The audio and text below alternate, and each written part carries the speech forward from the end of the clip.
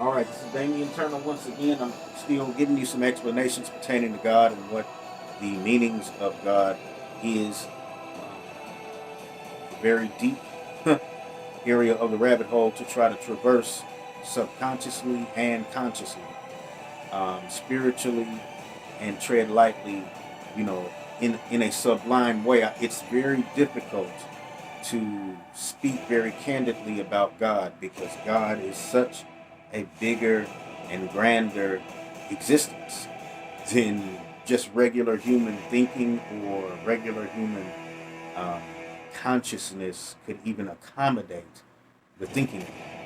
So it's very difficult to talk about these things and allow your mind to grasp what I am trying to allow it to grasp in a transferal, in a communication, in a overstanding for me. But we're going to go into the language. Now, the first things that I would want to tell you about God is that, first of all, how we see God from a allegorical standpoint um, is, is based after the understandings that we have collected through Akashic. Let's start at Akashic. The word Akasha. Akasha. All right. Each one of these words is a Lahawan Kadashian word, meaning these are ancient Paleo Hebrew words. The Ah, the Ka, and the Sha. All three of these are letters in that alphabet. So I'll start there. But the word itself, from the ancient perspective of even past the maybe Aryan Hindi people or the people of the Upanishads or the Mahabharata book of the Indians, they spoke of the Akasha, and some people even say the Akashic record.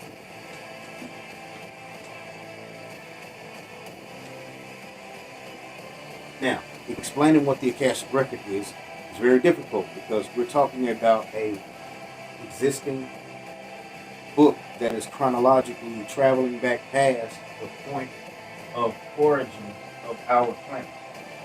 And it's back here, and we're way up here in the 2022 area. And here is at the creation.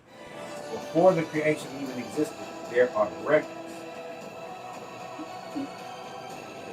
of the wars of the Lord.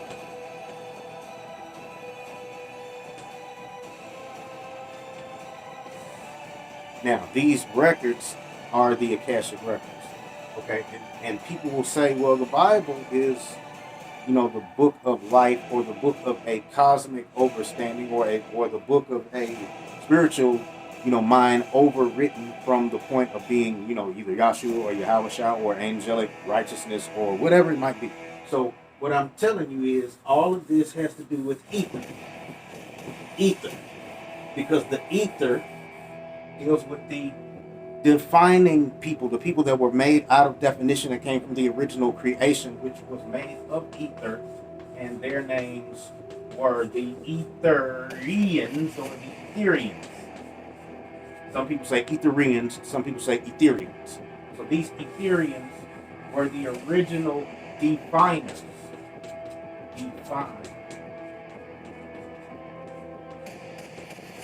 things.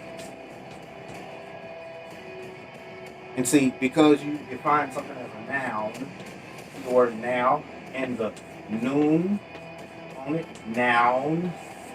See, a noun, see, is a person, a place, or, and or means like, or a thing.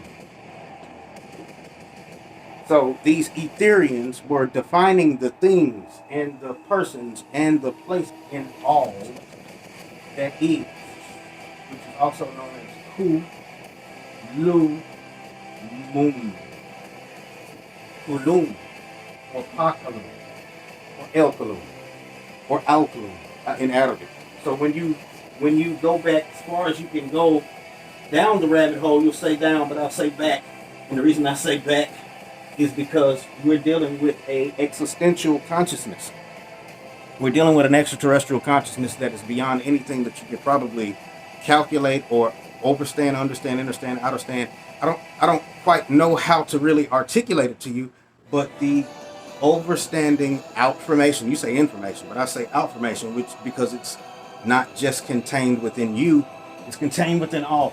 And this is what the flower of life, and how they got all of these little circles and everything, and it's all of this is what the multiverse is. It's just all of these little, locations off of you. And this is what it's just creating. And it's creating this form, and they call it like the flower of life. I can't really draw it, but it's a you would have to see it. I'll probably put it up on this video to actually allow you to see what the real flower of life really looks like. So, but in the meantime, I'm doing all of this to explain to you what we're inside of.